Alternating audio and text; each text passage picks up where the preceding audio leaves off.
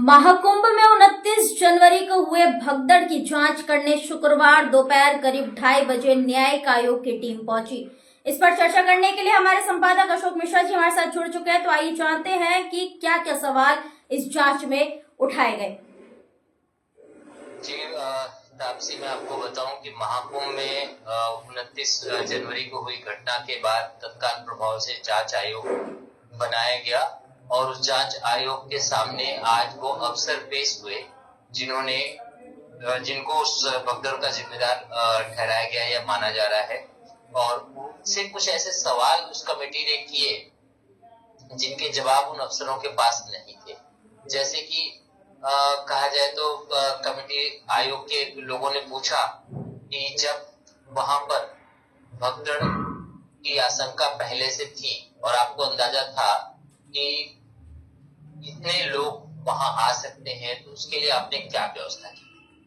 तो इस तरह के जो 4 सवाल दागे गए, उन चारों सवालों के बारे में पहले मैं अपने दर्शकों को बता दूं कि पहला सवाल था कि जब आपको पता था कि इतनी ज्यादा संख्या में भीड़ आने वाली है, तो सुरक्षा के इंतजाम क्या किए थे।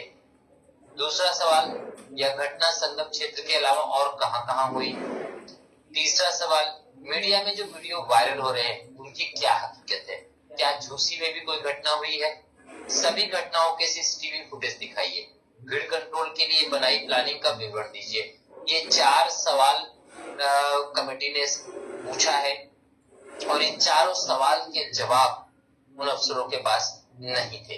तापसी। अशोक मिश्रा जी, सोशल मीडिया पे बहुत तरह की अफवाह उड़ी है कि इस वजह से भगदड़ हुई कि या फिर अफवाह की वजह से भगदड़ हुई, तो आखिरकार भगदड़ हुई किस वजह से? देखिए, भगदड़ होने के पीछे की बहुत सारी बातें निकल के आ रही हैं। पहला, जो अगर अधिकारियों की माने, तो जैसे कि हमारी अधिकारियों से बात हुई थी, अगर उनकी बात माने तो उनका कहना ये था कि संगम रोड पे शाम को ही लोग आके पन्नी बिछा के लेट गए थे और सुबह ब्रह्म मुहूर्त में नहाने का इंतजार कर रहे थे। ऐसे में संगम नोच का जो एरिया है वो बहुत लंबा चौड़ा नहीं है। ऐसी स्थिति में अगर एक व्यक्ति वहां पन्नी बिछा के लेटता है तो वो कम से कम 5 फीट की जगह लेता है। ऐसी स्थिति में वो जगह ऑलरेडी पहले से भरी हुई थी। उस स्थिति में जो सुबह वहां पर ब्रह्म मुहूर्त में नहाने के लिए पीछे से जो पब्लिक आ रही थी, वो आखिर जाएगी कहाँ। तो इन सब चीजों को देखते हुए जब वहां पर अधिकारियों का कहना है कि हमने उस जगह को खाली कराने की कोशिश की, हमने वहां जो लोग लेटे थे उनको उठा के ये कहा कि आप लोग स्नान करें और आगे बढ़ें। ये जो दबाव बना, जो पब्लिक के आने का दबाव बना, उस दबाव की वजह से वहां पे जो बैरिकेड्स लगे थे वो टूट गए। साथ ही उसी वक्त में कहीं से एक रूमर फैली हुई है कि अखाड़े आ गए स्नान के लिए, और अखाड़ा मार्ग ही था वो। संगम नोच पे अखाड़ा मार्ग है वो। अखाड़ा मार्ग होने की वजह से अखाड़ों का जो एक शाही अमृत स्नान होता है वो एक अलग तरीके से होता है। उनके रास्ते में आम जनता नहीं जाती है। उसकी वजह से भी घबराहट पैदा हुई और पीछे से दबाव था ही। पब्लिक बैरिकेड्स कूद के जा रही थी, जैसा कि हम लोगों ने कई वीडियोस में भी देखा और रियल में मैंने खुद देखा वहां पे कि पब्लिक जो है बैरिकेड्स से जब मार मार के इधर से उधर निकल रही थी, जिसकी वजह से ये बैरिकेड्स एक आदमी का वजन झेल सकते हैं, 10 आदमी का वजन झेल सकते हैं, लेकिन जब 100 आदमी एक बैरिकेड पे चढ़ेंगे तो बैरिकेड का टूटना लाजमी है। अब वो बैरिकेड टूटा, टूटने की वजह से जो भगदड़ मची, उसकी वजह से जो लोग नीचे गिरे वो उठ नहीं पाए। तापसी, पहला तो ये था। दूसरा, सोशल मीडिया पे ये कहा गया कि अफवाह फैली, कुछ ऐसे अराजक तत्व थे जो ऑलरेडी उल्टे सीधे नारे लगाकर वहां से गुजर रहे थे, लोगों से धक्का मुक्की कर रहे थे, जिसकी वजह से एक बार जो भगदड़ मची अफवाह फैलने की वजह से वो थमी नहीं। तो इस तरह की बातें निकल के आई हैं और सोशल मीडिया की वीडियोस पे हम ज्यादा सच्चाई पे यकीन नहीं कर सकते, लेकिन वास्तविकता यही है कि वहां पर पुलिस प्रशासन कहीं ना कहीं चीजों को नियंत्रित कर पाने में और पब्लिक को संभाल पाने में असफल रहा। क्योंकि अभी तक जो स्नान हुए हैं वो आपको बता दूं, 13 जनवरी से अब तक का जो आंकड़ा निकलकर सामने आया है वो 31 करोड़ के पार जा चुका है। तापसी। अशोक मिश्रा जी, विपक्ष के नेताओं ने सीएम योगी पर निशाना साधा। उन्होंने सीधा सीधा बोला कि जब 1000 पुलिसकर्मी वहां मौजूद थे तब भी वो उस भीड़ को संभाल नहीं पाए। देखिए, होता क्या है कि 1000 हो चाहे 1 लाख पुलिसकर्मी मौजूद हो, तापसी, उनके साथ शासन का एक दबाव रहता है, उनकी एक सीमा होती है, उस सीमा के बाहर वो नहीं जा सकते। अब पब्लिक का एक हुजूम अगर दौड़ पड़े तो 1000 पुलिसकर्मी भी क्या वहां फायरिंग तो करेंगे नहीं, लाठीचार्ज तो कर नहीं सकते, गोली चला नहीं सकते। एक आदमी को पकड़ने जाएंगे तब तक 90 आदमी के आगे बढ़ चुका होता है। ऐसी स्थिति में संगम रोड पर पुलिस प्रशासन अगर लाठीचार्ज करता या फायरिंग करता तो मौतों की संख्या और ज्यादा होती। विपक्ष जो अब इस पे राजनीति कर रहा है महाकुंभ पे, उनके सरकार के समय में भी महाकुंभ हुआ था, क्या हुआ था और उस समय भी जो हुआ था वो हम लोगों ने आंख से देखा था जी। पहले दूसरे पे उंगली उठाने से पहले इंसान को अपने गिरेबान में झांकना चाहिए, लेकिन विपक्ष अपने गिरेबान में झांकने को तैयार नहीं है। घटना घट गई तो आज बोलने का मौका मिल गया, घटना नहीं घटी थी तब तक किसी के मुंह से कोई आवाज नहीं निकलती थी। तापसी, विपक्ष का काम है सरकार को घेरना। आज ऐसे भी मेरे पास सोशल मीडिया पे वीडियो निकल के आए हैं जिसमें विपक्ष के उन्हीं नेता का, जिनके बयान की आप बात कर रहे हैं, उन्हीं नेता के नारे लगाते हुए महाकुंभ में लोग जा रहे थे। वो सनातन के लोग हैं या उस पार्टी के लोग हैं? सोशल मीडिया पे ये भी लिखा गया, जो नारेबाजी करते हुए वीडियो सामने आया उसमें ये लिखा गया कि इन लोगों की भी जांच होनी चाहिए, कहीं इन मौतों और इन भगदड़ के पीछे का कारण ये लोग तो नहीं। तो जाहिर सी बात है तापसी कि इस घटना में बहुत सारे लूप होल्स हैं। उन लूप होल्स को जांचना आवश्यक है। जब तक जांच नहीं पूरी होती है तब तक किसी भी निर्णय पे पहुंचना उचित नहीं है। तापसी, विपक्ष की बात को हम नहीं लेंगे, सरकार के अफसरों के द्वारा दिए गए बयान को हम नहीं लेंगे, लेकिन जो रिटायर्ड जजेस और जो रिटायर्ड ऑफिसर्स जो इस निष्पक्ष जांच कर रहे हैं, क्योंकि इस जांच को डायरेक्ट राष्ट्रपति देख रही है,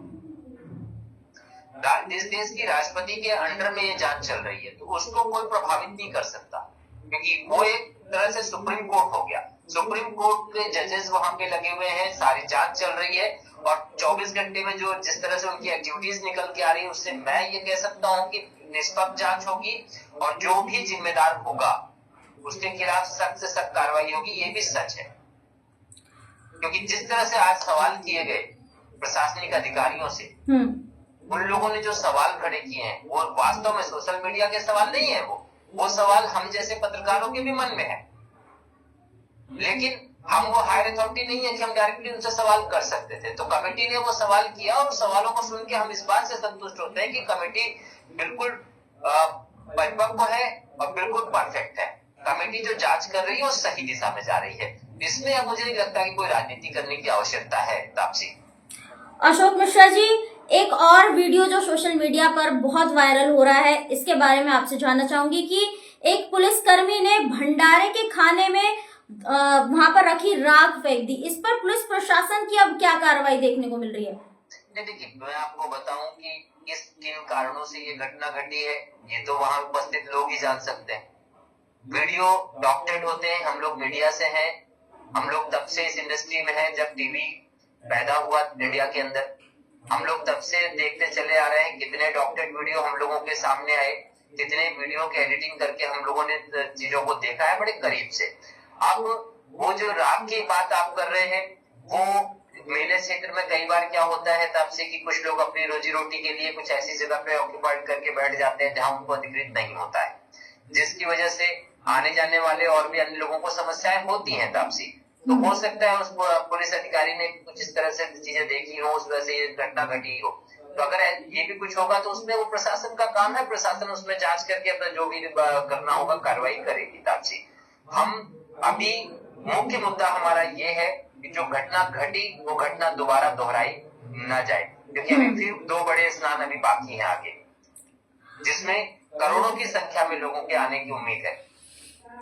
जिसका एक छोटा सा उदाहरण हम लोगों ने अभी 29 जनवरी को देख लिया। तापसी, 29 जनवरी को जो आलम हुआ प्रयागराज से 200 किलोमीटर चारों दिशाओं की अगर मैं बात करूं, पूरब पश्चिम उत्तर दक्षिण 200 किलोमीटर के दायरे में कोई गाड़ी का पहिया नहीं हिला। कम से कम 350 से 400 ट्रेनें लगाकर लोगों को, पब्लिक को प्रयागराज से बाहर निकालना पड़ा, और जो भी ट्रेनें प्रयागराज गई वो खाली गई वापस, सिर्फ इसलिए कि उनको पैसेंजर लेके जाना नहीं था, सिर्फ उनको प्रयागराज से पैसेंजर लेके गंतव्य तक छोड़ना था।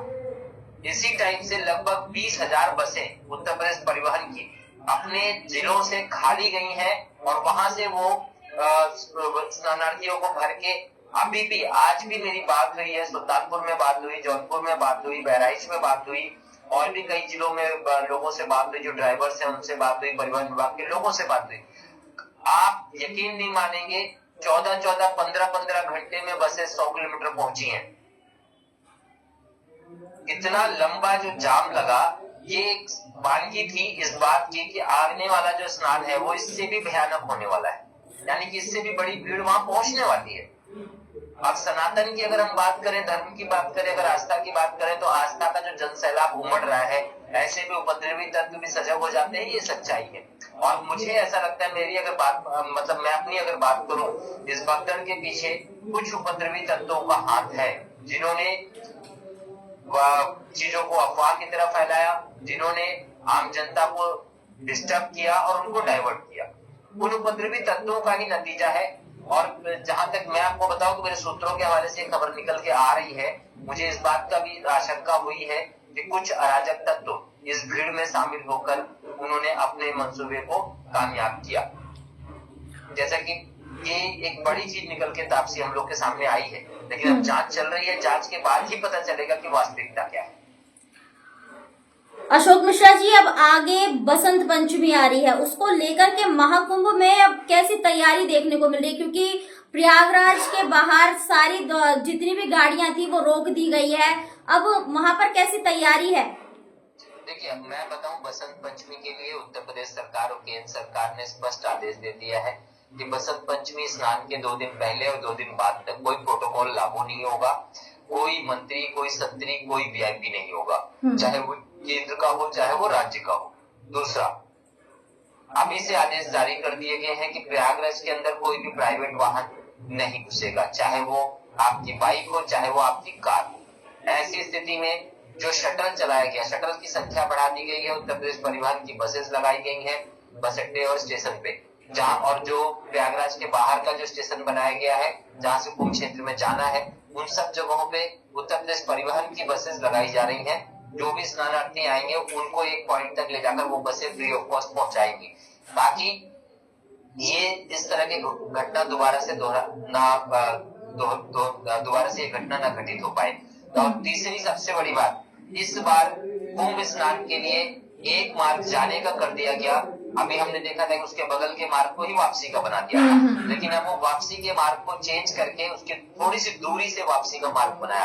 और चौथी सबसे बड़ी बात, जो अखाड़ा मार्ग है, जो संगम नोज का मार्ग है, वो आम जनता के लिए तो पूरी तरह से बंद कर दिया गया है। वहां पर आम जनता स्नान नहीं कर पाएगी, आम जनता स्नान करेगी उसके अगल बगल, लेकिन संगम नोज जो अखाड़ों के लिए था वो अखाड़ों के लिए ही फिक्स कर दिया गया है। उस दिन कोई वीआईपी नहीं लग चलेगा वहां पे। धन्यवाद अशोक मिश्रा जी, आप महाकुंभ पर नजर बनाए रखें। मैं आपसे फिर जुड़ूंगी और भी जानकारी के लिए, तब तक के लिए धन्यवाद। धन्यवाद।